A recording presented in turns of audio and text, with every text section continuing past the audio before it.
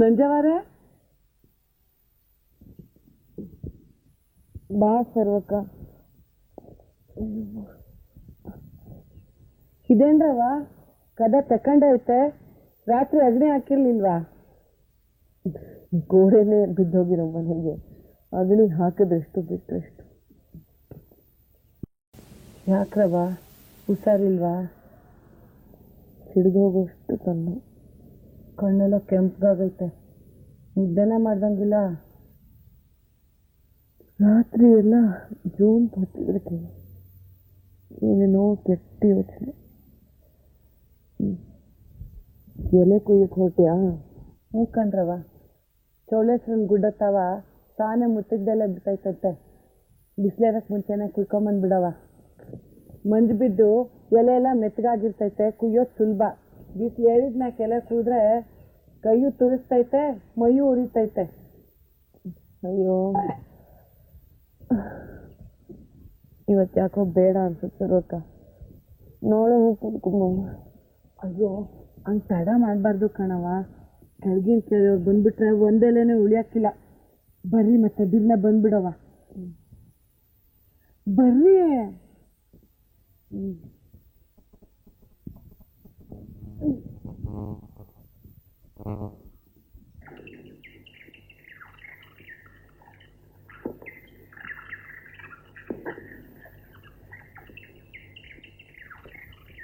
ಸರ್ವಕ್ಕ, ಅಲ್ಲಿ ಕಾಣ್ತಾ ಇದೆಯಲ್ಲ ಅದೇ ನಾನು ನರಸಿಂಹನೆ. ಹ್ಞೂನ್ರವ. ಮತ್ತು ಅವಳ ಮನೇಲಿ ಇನ್ನೂ ದೀಪ ಉರಿತಿದೆ. ಇಷ್ಟು ಬೆಳಗ್ಗೆ ಎದ್ದು ಏನು ಕೆಲಸ ಮಾಡ್ತಿದ್ದಾಳೋ? ಸಂಜೆವಾರೆ ಅವ್ರಿಗೆ ಊರಾಚೆ ಮನೆ ಮಾಡಿಕೊಟ್ಟವ್ರಲ್ಲ, ಅದು ಒಳ್ಳೇದಾಯ್ತು ಅಂತ ಜನ ಎಲ್ಲ ತಮಾಷೆ ಮಾಡ್ಕೊಂಡು ಹಚ್ತಾನೆ ಅವ್ರೆ. ಯಾಕೆ ಊರು ಒಳಗಿದ್ದಿದ್ರೆ ಅವಳ ಮನೆಗೆ ಬಂದು ಹೋಗೋರಿಗೆ ಹೆದರಿಕೆ ಇರ್ತಿತ್ತು, ಯಾರು ಎಲ್ಲಿ ಗುರ್ತಿಸ್ಬಿಡ್ತಾರೋ ಅಂತ. ಈಗ ನೋಡಿ ಆ ಹೆದರಿಕೆನೇ ಇಲ್ಲ. ಒಂಟಿ ಮನೆ ಊರಾಚೆ ಐತೆ, ಕತ್ಲಾಗ್ತಿದ್ದಂಗೆ ಯಾರು ಬಂದು ಗೊತ್ತಾಗಕ್ಕಿಲ್ಲ, ಯಾರಾದ್ರೂ ಗೊತ್ತಾಗಕ್ಕಿಲ್ಲ. ನೋಡಿ,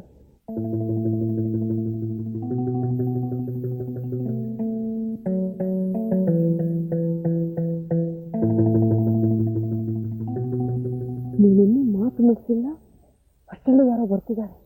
ಬಾ.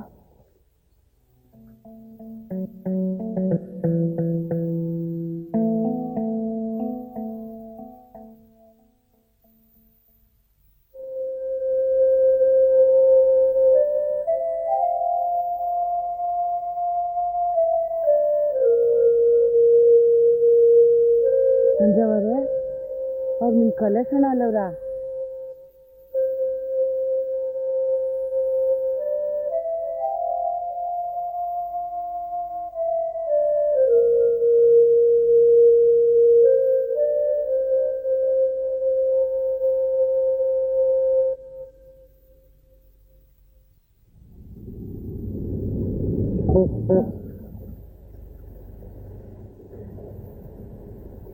ರಾಮಚಂದ್ರ ಕ್ಯಾಮೆರಾ ಯಾರೇ ಹೋಲ್ಡ್ ಆನ್.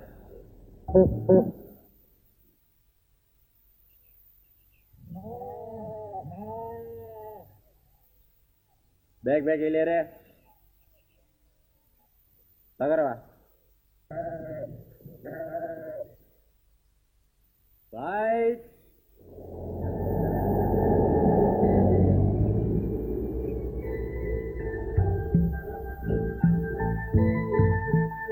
ಇದನ್ನೆಲ್ಲ ಹೊತ್ಕೊಂಡು ರಾಮಚಂದ್ರದವ್ರಿಗೆ ಹೋಗುದು ಹೇಗಪ್ಪ? ಜಯಲಕ್ಷ್ಮಿ, ಇದನ್ನೆಲ್ಲ ಪಕ್ಕಕ್ಕಿಡೆ. ಇನ್ನು ಎಷ್ಟು ದೂರನೇ ನಿಮ್ಮೂರು? 5-6 ಫರ್ಲಾಂಗು. ಹೆಚ್ಚು ಅಂದ್ರೆ 1 ಮೈಲಿ ಅಷ್ಟೇ ಅಮ್ಮ. ಅಷ್ಟೇ ಅಂತೀಯಲ್ಲೇ? 5-6 ಫರ್ಲಾಂಗು ಅಂದ್ರೆ ಕಮ್ಮಿ ದೂರನೇ. ಇಷ್ಟೆಲ್ಲ ಹೊತ್ಕೊಂಡು ನನ್ನ ಕೈಲಿ ನಡಿಯೋಕ್ಕಾಗಲ್ಲಪ್ಪ, ನನ್ನ ಕಾಲು ನೋಯುತ್ತೆ.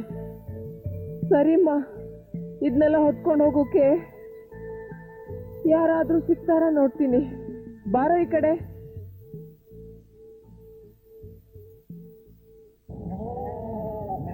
ಹೇ ಮರಿ, ಇದನ್ನೆಲ್ಲ ಒಂಚೂರು ರಾಮಚಂದ್ರವರ್ಗು ಹೊತ್ಕೊಂಡ್ ಬರ್ತೀಯನಪ್ಪ. 10 ಪೈಸೆ ಕೊಡ್ತೀನಿ. ಸರಿ ಅಮ್ಮವ್ರೆ, ಬಾ.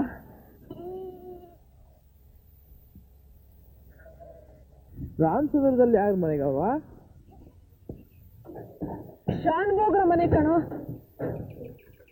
ಶಾನ್ ಬೋಗ್ರು ಮನೆಗ? ಶಾನ್ ಬೋಗ್ರು ಅಂದ್ರೆ ಅಪ್ಪಣ್ಣ ಯಾರ? ಚೆನ್ನಿಗವರು ಅಂದ್ರೆ ಅವರಿಬ್ರು ಬೇರೆ ಬೇರೆ ಮನೇಲಿದ್ದಾರಾ? ಹೂ ಕಣ್ರವ, ಅವ್ರ ಮನೆ ಈಗ ರಾಜ ಆತಲ್ವಾ, ಅದಕ್ಕೆ ಚೆನ್ನಿಗಪ್ಪನವರು ಗುಂಡೆಗೌಡ್ರ ಪಾಳ್ ಬಿದ್ದ ಮನೆ ಇತ್ತಲ್ಲ ಅದ್ರಾಗ ಅವ್ರೆ. ಅಪ್ಪಣ್ಣ ಯಾರು? ಹನುಮಪ್ಪನ ಗುಡಿ ಆಗವ್ರೆ. ಮತ್ತೆ ನನ್ಗೆ ಅವ್ರ ಈ ವಿಷಯ ಹೇಳಲೇ ಇಲ್ಲ. ಸರಿಯಪ್ಪ, ಹನುಮಪ್ಪನ ಗುಡಿಗೆ ನಡಿ. ಬಾರೆ ಅಮ್ಮ, ನಡಿ.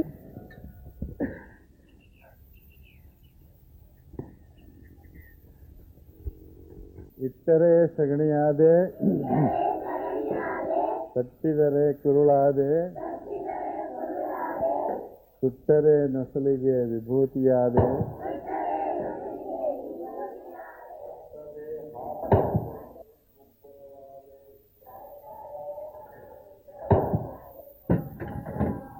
ಇದೇ ಕಣ್ರವ ಅಪ್ಪಣ್ಣ ಇವ್ರ ಮನೆ.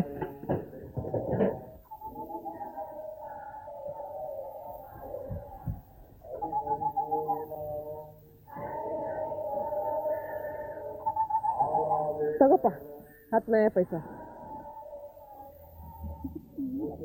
ಏ ಹುಡುಗಿ, ಈ ಸ್ಕೂಲ್ ಇರೋದು ಆ ಕಡೆಗೆ, ಇದು ನಮ್ಮ ಮನೆ. ಹೋಗ ಆ ಕಡೆ ಹೋಗು. ಹೋಗಂದ್ರೆ ಗೊತ್ತಾಗೋದಿಲ್ವಾ? ಹೋಗಿ.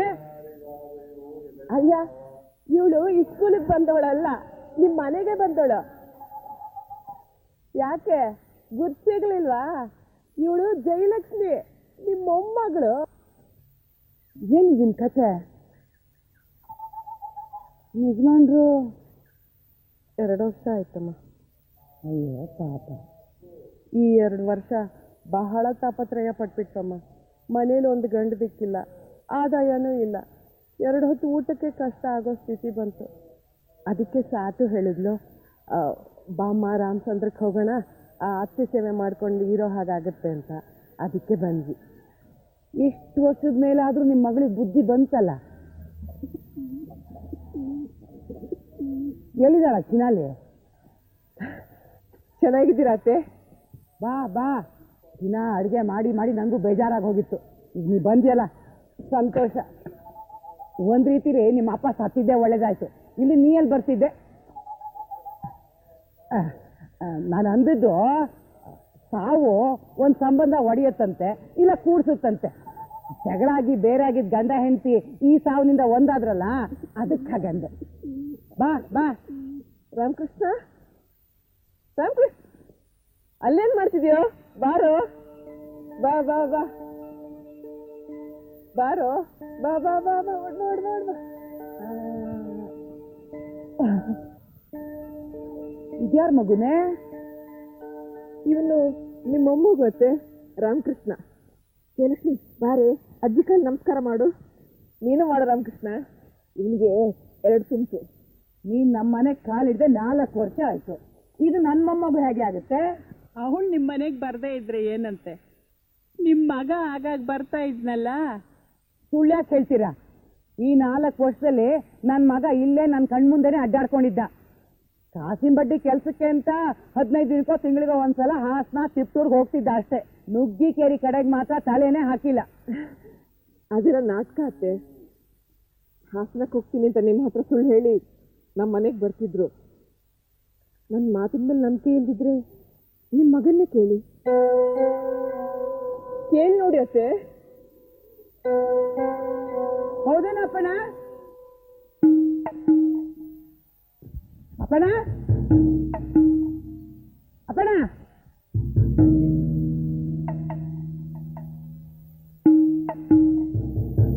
ಅಪ್ಪಣ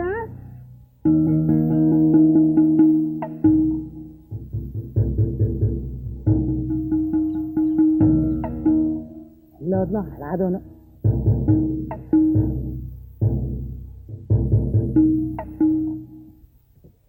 ಯಾರ್ದೋ ಪಾಪದ ಪಿಂಡ ತಂದು ನಿಮ್ಮ ಮಗು ಅಂತ ನನ್ ಕುತ್ತಿಗೆ ಕಟ್ಬೇಡ, ಕಟ್ಕೊಂಡು ನಡೆಯ ಇವನ್ನೆಲ್ಲ. ಅತ್ತೆ ಹೊಲ್ಸಿ ಯೋಚನೆ ಮಾಡಬೇಡಿ. ಇದು ನಿಮ್ಮ ಮಗಂಗೆ ಹುಟ್ಟಿದ್ದು. ಯಾವ ದೇವ್ರ ಮೇಲೆ ಬೇಕಾದ್ರೂ ಆಣೆ ಮಾಡ್ತೀನಿ, ಯಾವ ಪಂಚಾಯತ್ ಮುಂದೆ ಬೇಕಾದ್ರೂ ಪ್ರಮಾಣ ಮಾಡ್ತೀನಿ. ನಿನ್ ಸಾಕತನಕ್ಕೆ ಈ ಶೃಂಗಾರ ಬೇರೆ ಕೇಳು. ನಡಿಯೇ, ಇನ್ನು ಯಾಕಿಲ್ಲ ನಿಂತಿದೆ? ಇಲ್ಲ, ನಾನು ಈ ಮನೆ ಬಿಟ್ಟು ಎಲ್ಲೂ ಹೋಗಲ್ಲ, ಇಲ್ಲೇ ಇರ್ತೀನಿ.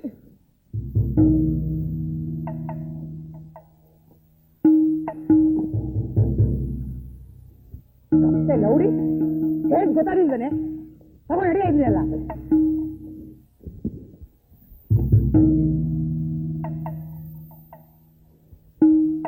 ಮತ್ ಗಂಟು ತಂದಿಟ್ರೆ ಒದ್ದು ಬಿಡ್ತೀನಿ.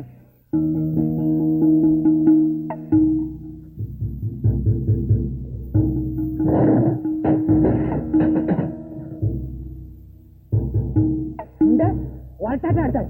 ನಡಿಯೇ, ನಡ್ರೆ.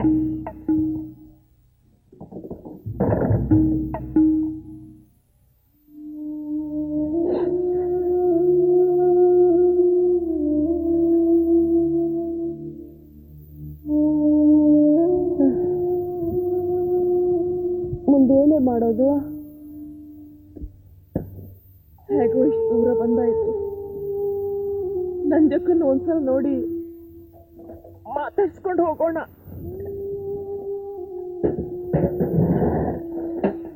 ಅವಳ ಮನೆ ಹೇಗೆ ಹುಡ್ಕೋದು? ಈಗಮ್ಮ ಆ ಹುಡುಗನ್ ಕರಿತೀನಿ.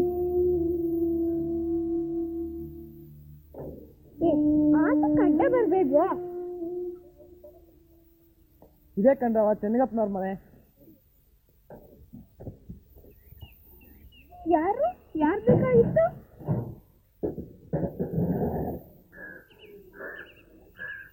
ನೀನ್ ಯಾರು ಅಂತ ಹೇಳೆ. ಅಲ್ಲಮ್ಮ, ಈ ಮಗುಗೂ ನನ್ ಗುರ್ತು ಸಿಕ್ಕಿಲ್ವಲ್ಲ. ಅಯ್ಯ, ನೀನು ಇವ್ರ ಮನೆ ಬಿಟ್ಟಾಗ ಈ ಮಗು ಇನ್ನೂ ಚಿಕ್ಕದು, ಅದಕ್ಕೆ ಗುರ್ತು ಸಿಗ್ಲಿಲ್ಲ. ಹೋಗಮ್ಮ, ನಂಜಮ್ಮನ್ ಕರಿ. ಅಮ್ಮ ಅಮ್ಮ, ಯಾರು ಇಬ್ರು ಹೆಂಗಸರು ಮಕ್ಕಳನ್ನ ಕರ್ಕೊಂಡ್ ಬಂದಿದ್ದಾರೆ.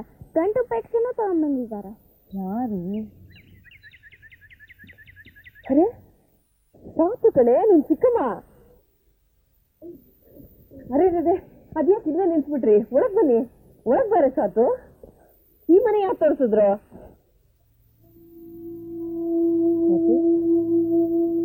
ಯಾಕೆ ಹೇಳ್ತಾ ಇದೀಯಾ? ಯಾಕಮ್ಮ, ಯಾಕೆ?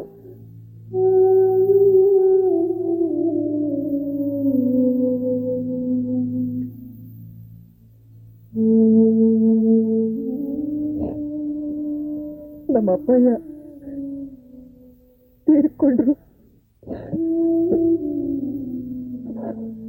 2 ವರ್ಷ ಆಯ್ತು. ಅಯ್ಯೋ, ನನಗೆ ಗೊತ್ತೇ ಆಗ್ಲಿಲ್ಲ ಕಣೆ. ಗೊತ್ತಾಗಿದ್ರೆ ಕೊನೆ ಸಲ ಬಂದು ದರ್ಶನ ಮಾಡ್ಕೊಂಡು ಹೋಗ್ತಿದ್ದೆ. ಅದು ಸ್ವಭಾವ, ಎಂಥ ತೂಕದ ಮಾತು ನಡತೆ. ಪುಣ್ಯಾತ್ಮರು. ಏನ್ ಪುಣ್ಯವೋ ಏನೋ, ನಾವಂತೂ ದಿಕ್ಕಿಲ್ದೆ ಬೀದಿಗೆ ಬಿದ್ವಿ. ಅಯ್ಯೋ, ಬೀದಿಗೆ ಬಿದ್ದಿದ್ದೀರಿ ಅಂತ ಯಾಕೆ ಹೇಳ್ತೀರಮ್ಮ? ಮತ್ತೇನಮ್ಮ, ಈ ಸಾತುನಪ್ಪಯ್ಯ ತೀರ್ಕೊಂಡ್ಮೇಲೆ ಗಂಡನ ಆಶಯನಾರು ಇರಲಿ ಅಂತ ಅಲ್ಲಿಗೆ ಕರ್ಕೊಂಡು ಹೋದ್ರೆ ನಿಮ್ಮತ್ತೆ ಆ ತಾಟ್ಗಿ ಮನೆ ಒಳಗೂ ಸೇರಿಸ್ಲಿಲ್ಲ, ಹೊರಗಟ್ಬಿಟ್ಲು. ಈಗ ನಮ್ಗಿರೋಳು ನೀನು ಒಬ್ಳೆ. ನಿನ್ನ ಆಶಯ ಸಿಕ್ಕೇ ಸಿಗುತ್ತೆ ಅಂತ ನಂಬ್ಕೊಂಡು ಬಂದಿದ್ದೀವಿ. ಸಾತುಗೂ ಈ 2 ಮಕ್ಳಿಗೂ ನಿಮ್ಮ ಮನೇಲಿ ಜಾಗ ಕೊಡ್ತೀಯೇನಮ್ಮ?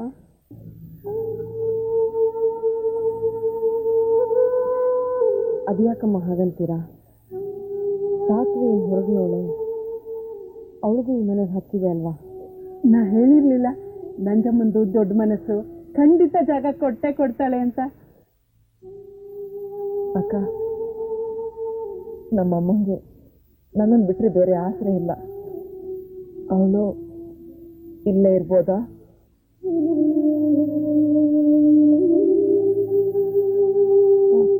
ಆಡಿ, ಅದಕ್ಕೇನಂತ?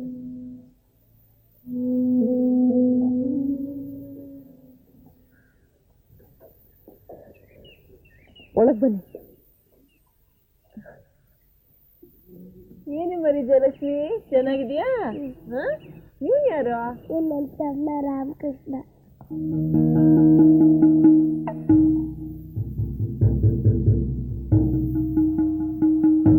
ಬಾರೋ ರಾಮಕೃಷ್ಣ, ಬಾ ಒಳಗ್ ಬನ್ನಿ. ಪಾರ್ವತಿ, ಅದನ್ನೆಲ್ಲ ತಗೊಂಬಾರೆ. ಬನ್ನಿ ಅಮ್ಮ, ಬಾರ ಸಾಕು.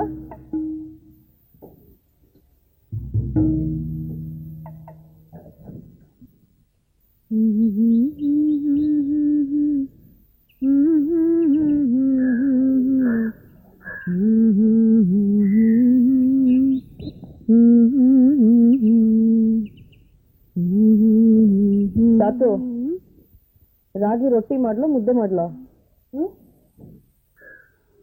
ರಾಗಿನ? ಅಯ್ಯೋ, ರಾಗಿ ಬೇಡಮ್ಮ. ಎಂಥ ಕಷ್ಟ ಬಂದ್ರು ನಾವು ರಾಗಿ ತಿಂದೋರೇ ಅಲ್ಲ. ರಾಗಿ ತಿಂದರೆ ಮೈಗೂ ಒಳ್ಳೆಯದು, ಸ್ವಲ್ಪ ಅಗ್ಗಾನೂ ಆಗುತ್ತೆ. ತಿನ್ನೋಕೆ ರೂಢಿ ಮಾಡಿಕೊಂಡ್ರೆ ಅನುಕೂಲ ಅಲ್ವಾ? ಆದರೂ ರಾಗಿ ನನ್ನ ಮೈಗೆ ಆಗಲ್ಲ, ಹೊಟ್ಟೆ ನೋವು ಬರುತ್ತೆ. ಯಾಕೆ, ಮನೇಲಿ ಅಕ್ಕಿ ಇಲ್ವಾ? ಇದೆ, ಆದರೆ ಲೆಕ್ಕ ತಪಾಸಣೆಗೆ ಶಿರಸ್ತೆದಾರರು ಶೇಕ್ದಾರರು ಬಂದರೆ ಅಡುಗೆ ಮಾಡಿ ಹಾಕಕ್ಕೆ ಇರಲಿ ಅಂತ ಇಟ್ಕೊಂಡಿದ್ದೀನಿ. ಸರಿ ಬಿಡಮ್ಮ, ನಾನು ನನ್ನ ಕಷ್ಟ ಹೇಳ್ಕೊಂಡ್ರೆ ನೀನು ನಿನ್ನ ಕಷ್ಟ ಹೇಳ್ಕೊತೀಯ. ಗತಿ ಇಲ್ಲದೆ ಯಾರ್ದೋ ಮನೆಗೆ ಬಂದರೆ ಅವ್ರು ಹಾಕಿ ತಿನ್ಬೇಕಲ್ಲ.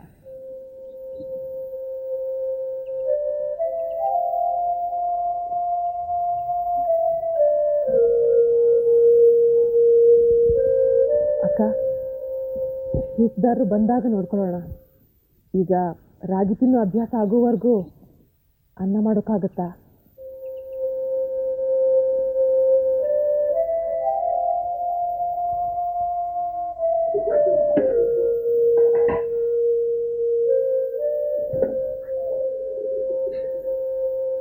ಅಕ್ಕ, ನಂಗೂ ಅನ್ನನೇ ಮಾಡೋಕ್ಕಾಗತ್ತಾ?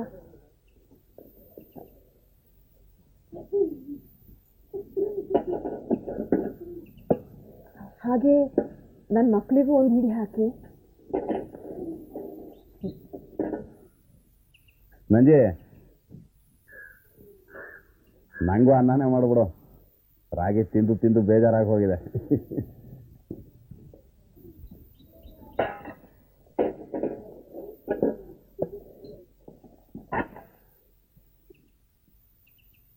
ನಿಮಗೂ ಅನ್ನ ಬೇಕೆಂದ್ರು? ಬೇಡ ಅನ್ನೋ. ಸರಿ ಬಿಡಿ, ನಿಮಗೂ ಅನ್ನನೇ ಮಾಡ್ತೀನಿ. ಇದು ರಾಮಣ್ಣಂಗೆ, ಇದು ಪಾರ್ವತಿಗೆ.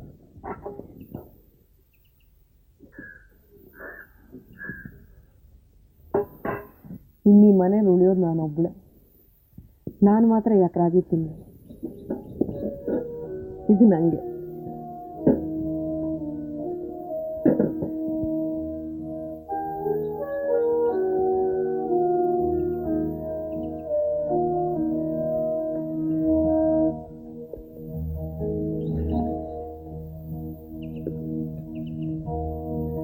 ಅಲ್ಲ ಅಕ್ಕ, ರಾಮಕೃಷ್ಣನ್ ನೋಡಿ ಅತ್ತೆ ದೊಡ್ಡ ರಂಪ ಮಾಡಿದ್ರು. ಇದು ನನ್ನ ಮಗನ ಕೂಸೆ ಅಲ್ಲ, ಇದ್ರಪ್ಪ ಬೇರೆ ಯಾರು? ಇದು ಪಾಪದ ಪಿಂಡ ಅಂತೆಲ್ಲ ಬಾಯಿ ಮಾಡಿದ್ರು. ಆದ್ರೆ ನೀವು ಒಂದ್ಸಲನೂ ರಾಮಕೃಷ್ಣ ಬಗ್ಗೆ ಮಾತೇ ಆಡ್ಲಿಲ್ವಲ್ಲ. ಸಾಕು, ಕಳ್ತನ ಮಾಡೋರು ಎಷ್ಟು ಸೋಗು ಹಾಕಿದ್ರೂ ಸತ್ಯ ಮುಚ್ಚಬೇಕಾಗಿಲ್ಲ. ರಾಮಕೃಷ್ಣ ಅಪ್ಪನ ಭವನ ಮಗು ಅಲ್ಲದೆ ಇದ್ರೆ ನೀನು ಇಷ್ಟು ಧೈರ್ಯವಾಗಿ ಅವನನ್ನು ಕರ್ಕೊಂಡು ಬರ್ತಾ ಇರಲಿಲ್ಲ ಅಲ್ವಾ? ಅತ್ತೆ ಅಷ್ಟೆಲ್ಲ ಗಲಾಟೆ ಮಾಡುವಾಗ ಅಪ್ಪನ ಭಾವಯ್ಯ ಏನು ಹೇಳಿಲ್ವಾ? ನಂಗೆ ಅವ್ರ ದರ್ಶನವೇ ಆಗಲಿಲ್ಲ. ಅಲ್ಲೇ ಗುಡಿಲಿ ಅಡ್ಕೊಂಡು ಕೂತಿದ್ರೆ ಅಥವಾ ನಾನು ಬರೋದು ನೋಡಿ ವಾಟ ಕಿತ್ತರೋ ಗೊತ್ತಿಲ್ಲ. ಯಾಕೆ ಹಾಗೆ ಗಂಗಿದ್ ಮಾತಾಡ್ತೀಯ? ಅವ್ರ ಊರಲ್ಲಿಲ್ವೋ ಏನೋ?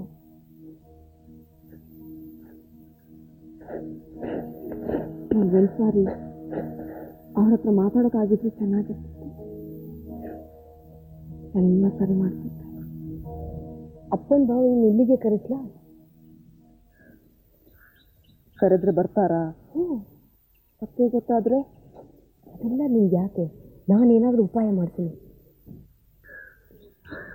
ನಾನು ಇಲ್ಲಿದ್ದೀನಿ ಅಂತ ಗೊತ್ತಾದ್ರೆ ಅವ್ರು ಬರೋಲ್ಲ. ಅವ್ರಿಗೆ ಈ ವಿಷಯನೇ ಹೇಳಿಲ್ಲ. ಕರೆಸ್ಲಾ?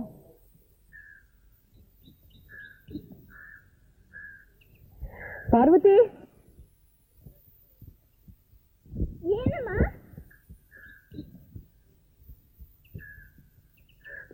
ಏನೇ ಇದು? ಕಮಲಕ್ಕೆ ಕೊಟ್ಟ ಲಂಗ ಹಾಕೊಂಡು ಆಟ ಆಡ್ತಾ ಇದೆಯಲ್ಲ. ಸ್ಕೂಲಿಗೆ ಹೋಗೋಕ್ಕೆ ಬೇರೆ ಲಂಗ ಇಲ್ಲ ಅಂತ ಗೊತ್ತಿಲ್ವಾ ನಿಂಗೆ?